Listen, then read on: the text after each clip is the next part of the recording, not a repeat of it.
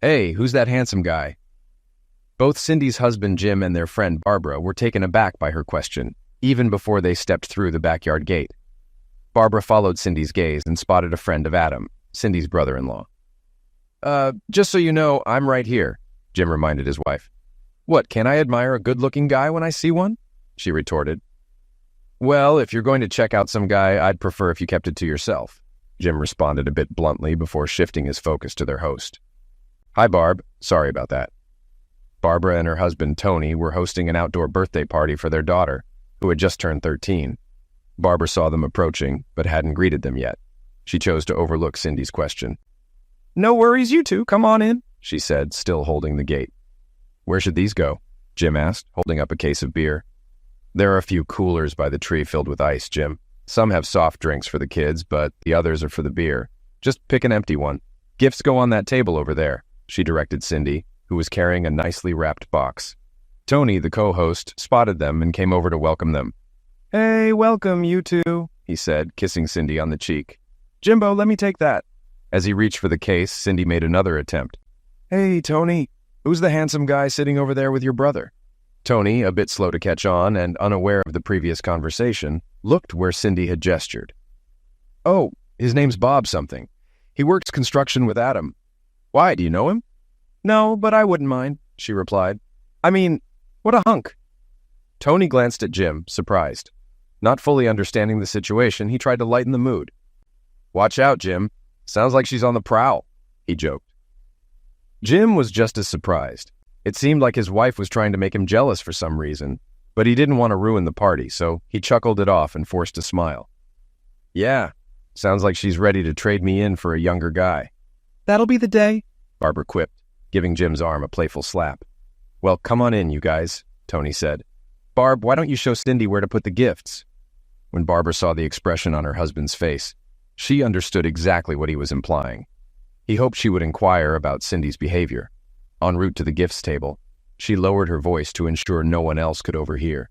Okay, Cin, what's happening? Did you and Jim have an argument or something? What do you mean? Don't give me that. We've all been friends for a long time, and I've never heard you speak like that in front of Jim. Something's up. I'm just giving him a taste of his own medicine. He's out all day, flirting with every pretty girl he sees. You know Linda Kingston? Yeah. She saw Jim in a restaurant a few days ago. He obviously didn't notice her. She told me the waitress came over and kissed him. They talked and laughed through lunch, flirting the whole time. Cindy, Jim's a friendly, outgoing guy. That's just his personality. Having a girl kiss you is more than being friendly, Barb. It's crossing a line, and you know it. Tony kissed you on the cheek a minute ago. That's different. We've been friends for years. This is some waitress he flirts with when he goes there. I don't like it, and it definitely doesn't pass the wife test. The wife test? Yeah, you know, guys use it all the time, but for them, it's the husband test. A wife shouldn't do anything in public or private that she wouldn't do in front of her husband.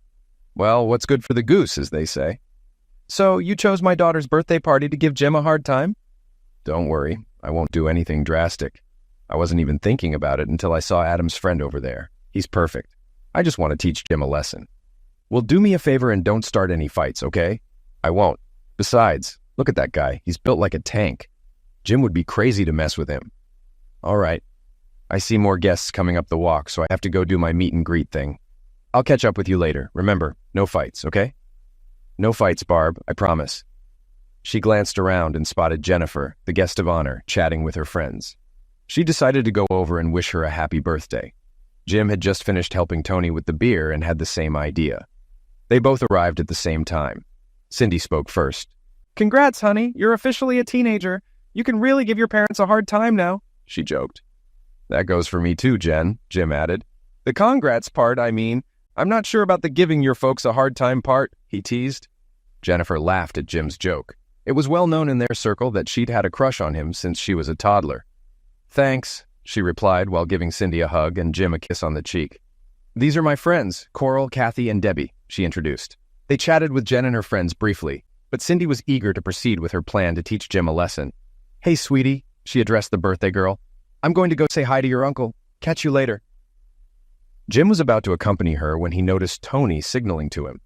As Cindy began to walk away, he remarked, Behave yourself. She shot him a wicked glance. Approaching Tony, who was still by the coolers, Jim inquired, "What's up, buddy?" "Just wanted to give you a heads up," Barb talked to Cindy. "Seems like you've been flirting with some waitress. Cindy caught wind of it and has this idea to teach you a lesson. I'm guessing that's what all this hunk talk is about." Jim pondered for a moment. "I have no idea what she's talking about. I haven't flirted with any waitress that I'm aware of. Did she mention where or who supposedly saw me?" "I'm not sure. She didn't specify, but I think she's planning to use Bob to make you jealous, so try to stay cool, okay?" Meanwhile, as Tony and Jim conversed, Cindy approached her target. "Hi, Adam." "Hey, Cindy, how's it going?" "All right, I guess. Who's your handsome friend?" Adam was taken aback while his friend stood and introduced himself. "Hi, I'm Bob. I assume you were talking about me, right?" he said with a charming grin. "Who else?" she replied. "Hey, Cindy," Adam interjected. "Where's Jim?" "He's over there chatting with your brother. I'd love one of those," she said, pointing to the beer Bob held. "Hey, Adam, why don't you be a gentleman and grab the lady a beer while we get to know each other better?" Not wanting to be rude, Adam obliged. As soon as he headed for the coolers, Bob offered Cindy his now vacant seat. As she sat down, she glanced over to see her husband glaring at her. Seeing his reaction only fueled her confidence that her plan was working. She turned to engage in conversation with her new acquaintance. Meanwhile, when Adam reached the coolers, he approached Tony and Jim. "Hey, what's up with Cindy?" "Why, what happened?" Jim inquired. "She's cozying up to Bob over there." "Who's he, anyway?" "He works with me. We're on that big high-rise downtown. I've known him about 6 months. Seems all right, but he's a bit of a ladies' man, and I wouldn't trust him around women." "He didn't bring a date?" Jim asked. "Nah, it was sort of a last-minute thing. He was supposed to play golf today. We got off work last night around 5, and he got a text canceling.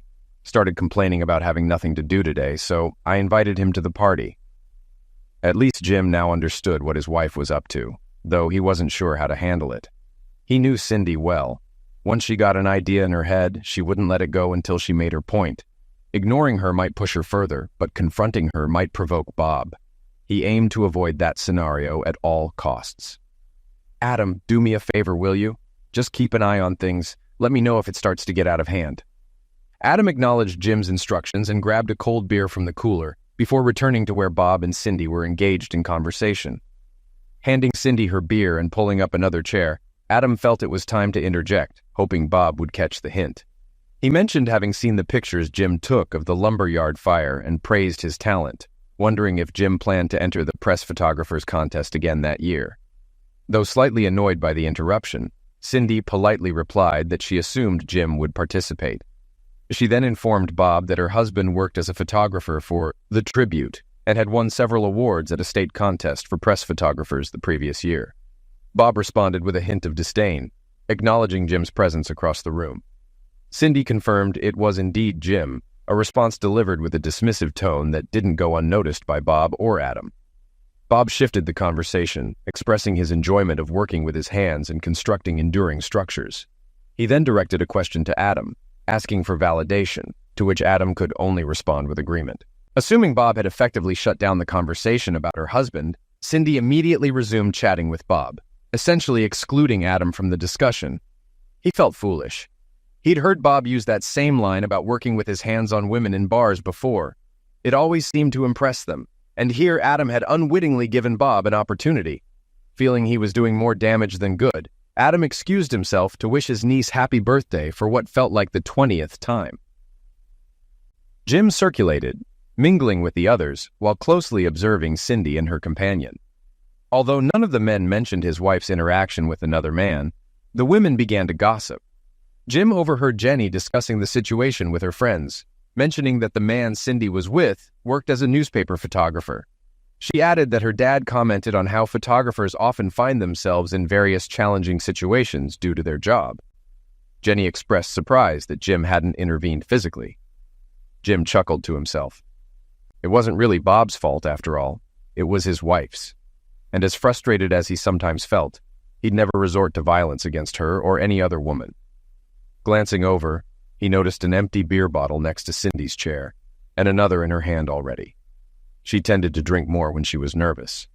This wasn't good. Bob had 3 empty bottles beside his chair. Just then, Tony mentioned that everyone seemed to be getting hungry as he stood by the grill. Jim, preoccupied with Cindy, hadn't even noticed the enticing aroma of grilling meat. Tony then announced the food options available, including burgers, brats, and chicken patties, along with various sides on the nearby table for everyone to help themselves. Jim thought it might be a good opportunity to separate Bob from his wife. Perhaps they could find a quiet corner to eat, and he could learn more about this person he was supposedly flirting with.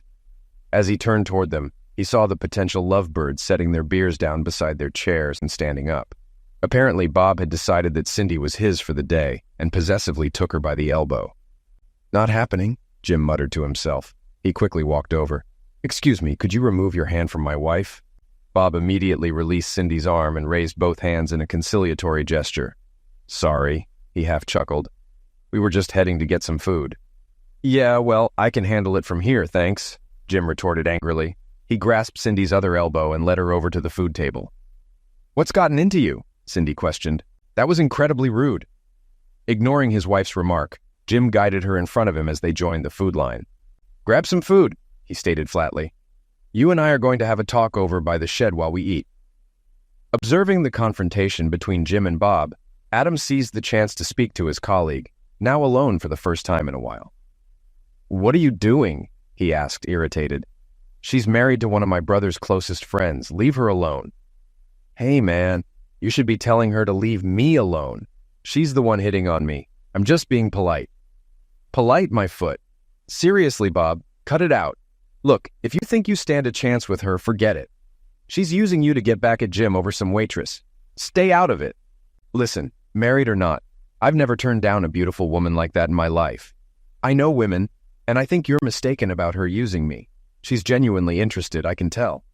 I think you should leave. This is my niece's birthday party, and I don't want any trouble."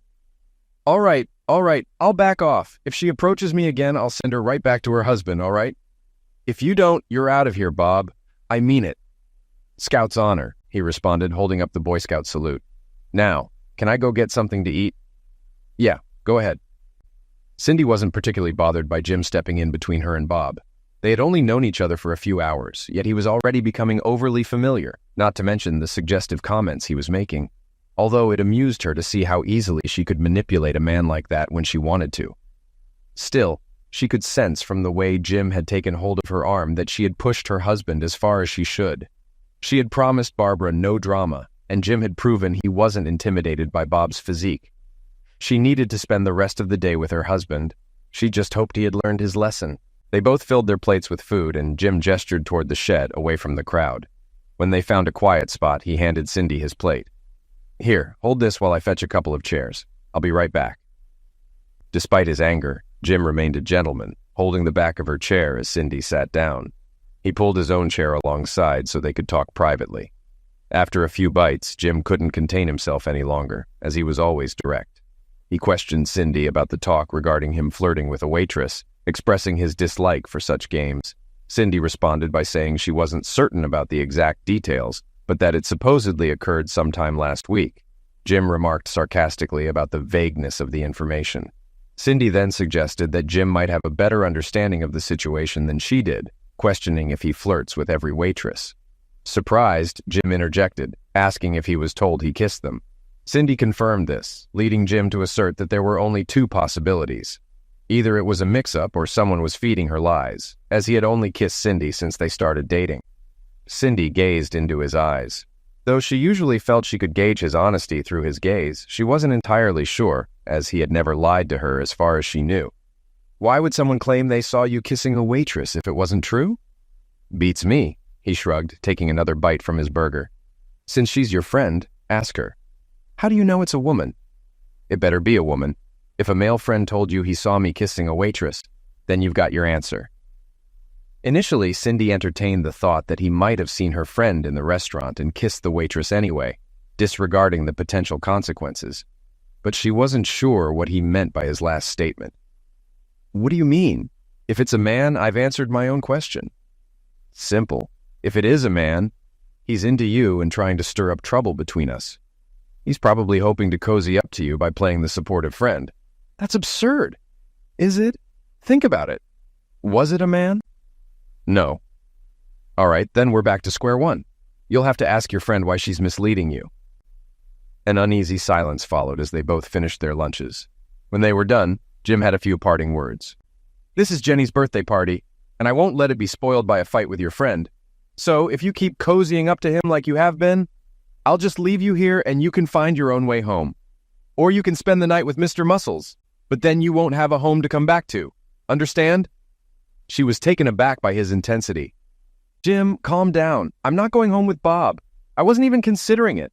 I was just trying to show you what it feels like to have your spouse flirting with someone else, that's all." "Well, now you've shown me, so let's end it here."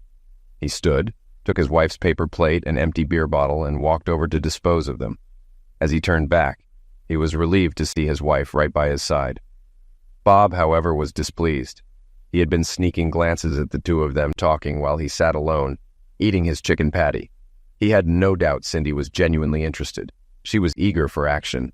However, he also acknowledged the need for discretion. Earlier, he had hoped for an opportunity to slip away with her, perhaps to an upstairs bedroom or his car, but now such plans were off the table. They were being watched. He'd have to postpone indulging his desires, at least for now. Despite their underlying tensions, Jim and Cindy were determined to enjoy the rest of the party. She stuck close to him for the remainder of the day, occasionally drifting off to chat with friends, but always returning to his side. The only other interaction Cindy had with Bob was during the group rendition of Happy Birthday, when everyone gathered around Jenny's cake. Bob took advantage of the moment to sidle up beside her and discreetly touch her backside while everyone sang. Initially, she assumed it was Jim, but when she glanced over, she saw Bob wearing a smug grin on his face. She was stunned by his audacity. Glancing around quickly to check for any observers, she found everyone focused on Jenny. Normally, she would have reacted by slapping him, but she knew it would only stir up trouble, something she desperately wanted to avoid. Besides, she realized it was partly her own fault for encouraging him.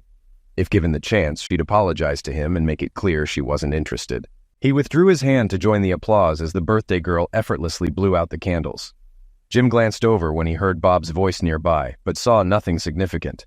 Certainly, Cindy wasn't about to confess to Jim about Bob's inappropriate behavior during Happy Birthday. Naturally, Bob interpreted her silence as consent. He knew how to manipulate the situation.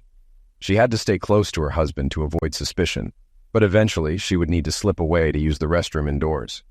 Hopefully, he could catch her alone to arrange a meeting. He'd keep a discreet watch. For those aware of the earlier incident, the perceived threat seemed to have passed.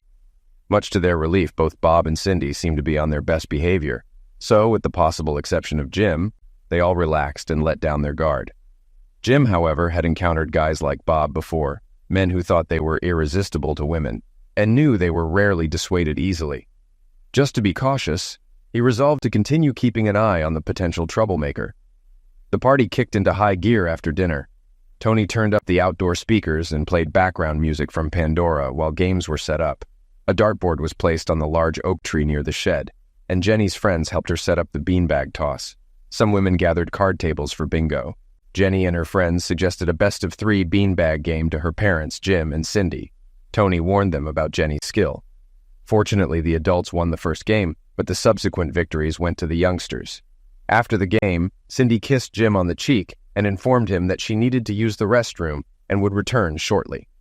Jim replied that he might challenge Adam to a game of darts. Cindy stopped to chat with friends on her way to the house and was fortunate to find the downstairs restroom unoccupied, so she slipped inside. Adam observed Bob's departure and muttered to himself about it, catching Jim's attention. Jim paused mid-throw and inquired about Adam's comment. Adam clarified that Bob seemed to be leaving without saying goodbye or expressing gratitude for the invitation. Jim turned around and caught a glimpse of Bob exiting through the gate, suggesting that Bob might be upset because Cindy wasn't paying him attention anymore and mentioning that he probably had plans with her. Adam agreed, noting that Bob was skilled at charming women, recounting instances where he had seen Bob leave a bar with attractive women. Jim turned back to the dartboard, taking careful aim, when a thought struck him. How would someone enter the house without being seen? They'd leave through the gate, circle around to the front, and enter that way. Handing the darts to Adam, Jim mentioned that he would be right back before making his way toward the back door. Cindy had finished her business and was touching up her makeup. Upon opening the bathroom door, she was stunned to find Bob standing there. Before she could react, he seized her shoulders and pinned her against the doorframe, forcefully locking their lips together in an instant. Had Jim been a split second later, he would have witnessed his wife forcefully pushing Bob away. However, in that moment, she hesitated as she tried to regain her senses. It was then that Jim caught sight of them. He grabbed Bob's shoulder, pulling him away from Cindy, and with a forceful blow to Bob's solar plexus, sent him stumbling back into the washroom, where he collapsed to one knee, gasping for breath. As Cindy's brain struggled to process the rapid events, she felt overwhelmed. It all happened so quickly. She turned to find her husband, but he was nowhere to be seen. Panicked, she searched in every direction, calling out for Jim, but he was nowhere in sight. Then she heard the sound of a car starting. Rushing to the front door, Cindy watched as their car backed out and drove off, realizing how the situation must have appeared, especially given her previous interactions with Bob. Ignoring Bob, who was still gasping for breath, she dashed out the back door. The first person she encountered was Adam, who was still waiting for Jim's return, unaware of the unfolding drama. "Adam, you have to drive me home, now!" she pleaded, her voice trembling with panic. Confused, Adam looked at her, trying to make sense of the situation. "Cindy, what happened? Where's Jim? He left. He caught Bob kissing me and—" "What? Is he hurt?" "No, Bob's still in the house. I'm not sure if he's hurt or not. Jim punched him really hard." Adam couldn't help but smirk. "Jim punched Bob?" Yeah. Please, Adam. I have to get home so I can explain what happened. He was so mad, I'm not sure what he's going to do. I'm afraid he's planning to leave me." "I doubt that, Cindy. He's upset, but I don't think he's that upset. You didn't see him just now." "Cindy, I was the first one here. I doubt I'll be able to get my car out. I'm sure I'm blocked in." "Please, Adam." "All right. Give me a second to tell Tony we're leaving, and I'll see if we can get out of here." After briefing Tony, Adam returned, confirming their predicament. "Cindy, you'll have to call a cab. I can't get out, but you can borrow my car." "Are you serious? Thank you." Grateful and relieved, Cindy hurriedly got into Adam's car, knowing she needed to reach Jim before it was too late. There was only about a foot of space between Adam's car and the garage door. He turned the wheel completely to the right and edged forward until his front bumper gently nudged the door. Then he reversed, turning the wheel the other way, until his rear bumper lightly touched the car behind him. He repeated this maneuver several times until he could back out onto his brother's meticulously kept front lawn, leaving only about 2 inches of clearance between his car and the one behind. Throughout the journey, Cindy remained silent, lost in her thoughts. She couldn't shake the image of her husband's enraged expression from her mind. His fury was unlike anything she had seen before, and his physical reaction was unprecedented. As they approached her driveway, anxiety gripped her. She dreaded facing whatever awaited her at home. Soon, they turned into her driveway, with Adam parking behind Jim's car. Adam offered to accompany her inside, but she hesitated briefly before declining, expressing gratitude but insisting that she would handle the situation herself, since she felt responsible for it. Upon exiting the car, she signaled to Adam that she would manage and climbed the porch stairs, each step filled with apprehension. Entering the house, she prepared herself for what she might encounter. Jim was nowhere to be seen, and she worried he might be upstairs packing. Just as she began ascending the stairs to confront him, she heard the coffee grinder. A glimmer of hope flickered within her as she thought, "He's making coffee?" Jim, observing her silently from the kitchen doorway, broke the silence by asking if her lover had brought her home. Cindy clarified to Jim that Bob was not her lover, mentioning that the last time she saw him, he was still on the bathroom floor, struggling to catch his breath. Jim nodded in response, but remained silent, which unsettled Cindy. She had expected some kind of reaction from him, whether it be anger or embarrassment. Since Jim seemed unwilling to speak, Cindy decided to take the initiative. "He caught me off guard, Jim. I wasn't willingly engaging with him.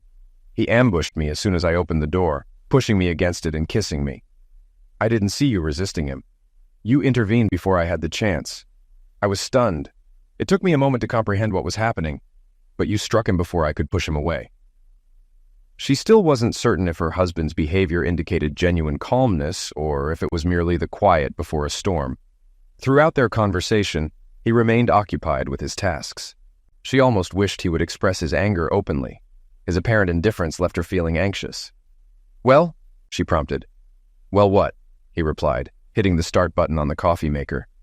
"Jim, I've never seen you so angry before. I honestly expected you to be packing your bags when I got home." "Don't tempt me," he growled, his voice rising slightly. "You're damn right I'm angry. That stunt you pulled was immature and disrespectful. The only reason I'm not even more upset is because most people at the party knew what you were doing. But you know what infuriates me more than you making a spectacle of yourself? The fact that you chose to trust one of your shallow friends over me. Have I ever lied to you, huh? His suppressed anger began to surface. Have I ever given you a reason to doubt me or be jealous? No, never. She had never heard him refer to her friends as shallow before, but she chose not to address it. Honey, I know how outgoing you are. I've witnessed it. You can strike up a friendship with anyone in minutes, even women. You may not realize it, but I've seen the way they look at you when you walk away. I know they'd be willing to drop their inhibitions in an instant. Oh, that's ridiculous. You're making me sound like Brad Pitt or something. The situation was escalating. She needed to diffuse it before it escalated further. Jim, all I'm saying is that you have a charming personality. People are drawn to you. I just want you to understand that some women interpret that as flirting. They might think you're available, married or not. She hoped she had eased the tension. So, how does that justify you believing that I go around kissing waitresses and trusting your friend over your husband? Damn, she thought. She had hoped to avoid that question. Their argument persisted for another 20 minutes without resolution, both refusing to yield on the fundamental issue of trust. Despite their disagreement, neither of them opted to sleep on the couch or in separate rooms, but Cindy sensed that closeness was out of the question. He wasn't in a forgiving mood, and she wasn't willing to degrade herself by attempting to change his mind. The following Tuesday, Jim met Tony for a drink after work. Jim was already seated and had just taken a sip from his beer when his friend arrived, wearing a wide grin. "Yo, Rocky, how's Adrian?" Tony quipped, attempting a Stallone impression. Jim glanced at his friend. "Isn't Rocky the one who talks like that?" "Yeah, but I can't pull off a Burgess Meredith impression, so you'll have to settle for what you get," he chuckled. Taking a seat beside Jim, he ordered a beer. "Seriously, how are things between you two?" "Right now, we're barely on speaking terms. I'm still angry, and she knows it, so she tends to avoid me." "When are you going to cut her some slack? Most people at the party didn't even realize there was any tension between you two. After you left, some folks were asking about you and Cindy." "What did you tell them?" "I said something unexpected came up, and you had to leave. Nobody questioned it. They probably assumed you two were eager to get home and, well, you know," Tony chuckled. "Yeah, well, we haven't exactly been eager to get in bed since the party. Speaking of which, what's the deal with Bob? Is he plotting revenge?" "I doubt it. Adam filled me in on what happened before he drove Cindy home. When I went inside, Bob was just getting back on his feet. He mentioned you landed a sucker punch." "I sure did," Jim interjected. "Well, he was talking about getting back at you, but I warned him to steer clear of you. I told him you're the toughest guy around and that I've seen you take down guys twice your size. I even threw in my favorite Bible quote." "You have a favorite Bible quote? I didn't know that." "Sure do. Yeah, though he walks through the valley of the shadow of pass away, he fears no evil, for he's the toughest and meanest SOB in the valley." "That's you." Jim couldn't help but laugh. "That's nonsense, and you know it," he retorted. "Of course I know it, and you know it, but Bob doesn't. I think I scared him enough to make him think twice before messing with you." "Well, I appreciate that, buddy." They both grinned and took another sip of their drinks. "You know what really annoys me," Jim began, "that she doesn't believe me about not kissing some waitress." "Are you absolutely sure you didn't? Maybe just a peck on the cheek or something like that."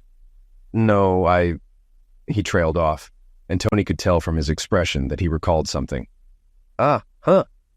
You did kiss her, didn't you?" "No, she kissed me," Jim responded. "Damn, I know what this is all about." The following day, Cindy was surprised to see Jim walking into her office at work. He immediately informed her that he was taking her to lunch before she could react. Assuming it was his way of apologizing, she expressed gratitude, but mentioned it was a bit early and asked if he could wait about 20 minutes. Jim reassured her, saying there was no need to wait. He had already spoken to her boss, explained the situation as a minor family emergency, and arranged for an extended lunch hour, which her boss agreed to. Jim urged her to come along, and Cindy, feeling apprehensive as she wasn't aware of any family emergencies, followed him to the car. As she got in, Jim held the door for her. She questioned him about their destination and the nature of the family emergency. He didn't directly answer her question, but instructed her to call her friend and get the name of the restaurant where the alleged incident occurred. When she asked why, he simply told her to trust him and mentioned that he believed he had figured something out. Reluctantly, she called her friend and obtained the restaurant's name, DeMars on Homan Avenue. He responded with a smile. commenting on the coincidence that they were headed exactly there. Cindy remained silent, but felt increasingly uneasy. She couldn't fathom why he would want to revisit the scene, except perhaps to confront her. Would he flirt with the waitress in front of her? She knew he wouldn't do that. She decided to wait and see what unfolded. The journey to the restaurant took nearly half an hour, during which Cindy agonized over numerous scenarios. She was almost in tears when they arrived. Jim placed his hand on her back and guided her inside. She knew trouble awaited her the moment they entered. Damn, she muttered quietly. Jim found a booth and had Cindy sit first, then joined her. Well, cuz, looks like you brought your better half today.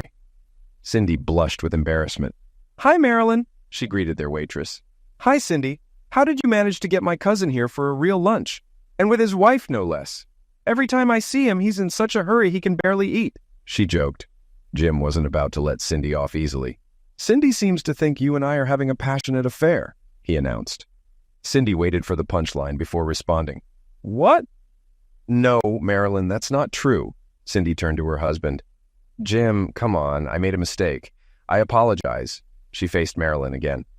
A friend told me last week that he kissed a waitress here. I didn't even know you worked here. But we haven't... Last week, Jim interrupted. You gave me a peck on the cheek when I arrived. Oh gosh, Cindy, I didn't mean anything by it. Jim hadn't visited in a while, and it was just a friendly gesture. Marilyn, don't worry about it, Cindy assured her. I understand now. My friend misled me into thinking Jim had a thing with a waitress here. I'll be giving her a piece of my mind later. I'd like to hear that, Jim challenged. Cindy looked at him and accepted the challenge. All right, she said, retrieving her phone from her purse. Both Jim and Marilyn listened in on Cindy's side of the conversation.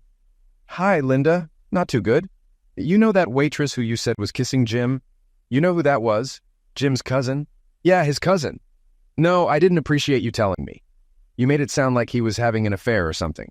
I don't care what you thought. I don't care if you think you see him screwing somebody in the middle of the floor. From now on, keep your gossip to yourself. Yeah, you too. She almost hurt her finger disconnecting. Jim had a hunch it was Linda stirring up trouble. She frequently made derogatory remarks about her own husband.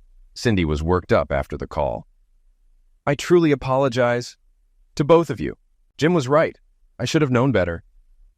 You have a few more apologies to make when you get home tonight, Jim reminded her. You're going to apologize to Tony, Barbara, and Jenny. What about Bob? You can tell Bob to take a hike. You don't pursue a married woman, no matter how much of a flirt she is. Marilyn was still standing nearby. Who's Bob? She asked. Her boyfriend, Jim joked. Boyfriend? She questioned. Don't listen to him, Marilyn. I made a mistake and he's not done rubbing my nose in it yet. It sounds like you two had quite a weekend, Marilyn observed. Let's just say I'm pretty sure Cindy learned a lesson about trust, Jim replied. Cindy was more than a little embarrassed. Her face flushed as she opened the menu. So, Marilyn, what do you recommend? Later, after dinner, Cindy spent almost an hour on the phone, apologizing to their friends, including Jenny. That night, they both lay undressed in bed. Are you still mad? It depends. On what? On whether you still think I would cheat on you. I never really believed you'd cheat on me. I was worried you might give some woman the wrong impression. I just didn't want you leading her on. He considered her words and remembered how angry he felt watching her flirt with Bob. He'd never admit it, but he did understand her perspective a bit better now. Just as he was about to tell her he forgave her, he felt her hand slide down his body and start tickling his balls. Come on, honey. You can't stay mad at me, she cooed. He decided he might not tell her he forgave her just yet. Her fingers gently wrapped around his manhood and slowly started stroking it up and down. Within seconds, he felt himself getting hard. Jim closed his eyes and let out a small sigh as her long red hair teased his skin. The loving touch of her lips sent shivers down his spine as she kissed the head of his fully engorged friend. Oh, God, he groaned. She already knew she was forgiven, but Cindy wanted to take it to the limit. She swung one leg over his torso and guided him inside her. She closed her eyes as she leaned forward, resting her hands on his tight abs as she moved back and forth, driving him deeper and deeper. Oh, babe, I'm not going to last long, he groaned. Me either, she replied. Moments later, she threw her head back as her body stiffened. That was Jim's cue, and it was right on time as they both surrendered to an intense pleasure. A month later, Cindy and Barbara were having lunch together. You and Jim seem to be getting along, Does he still flirt with waitresses? Not as much, Cindy replied. He's still his friendly self, and I wouldn't have it any other way. I love that about him, but he does seem to pull back now and then. That's all you really wanted, isn't it? Exactly. Barbara had to ask her next question, even though she thought she knew the answer. So, have you heard from Bob lately? No, and I'm a little insulted, to tell you the truth. One punch and he just disappears, the wimp. They both laughed at that.